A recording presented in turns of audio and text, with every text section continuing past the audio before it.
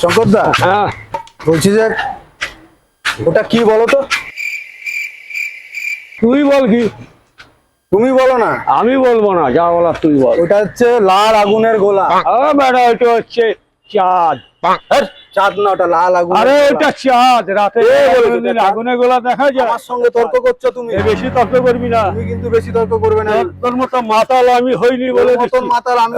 মাতাল চুপ কর, ওইটা একদম চাঁদ। তোকে মারবো, তুই মারবে, একদম এটা ভরে দেবো এখন।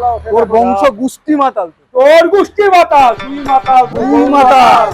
তুই মাতাল, তোর সারা মাতাল। আরে ভাই, নিজে মাতাল। ও ভাই, কি হয়েছে?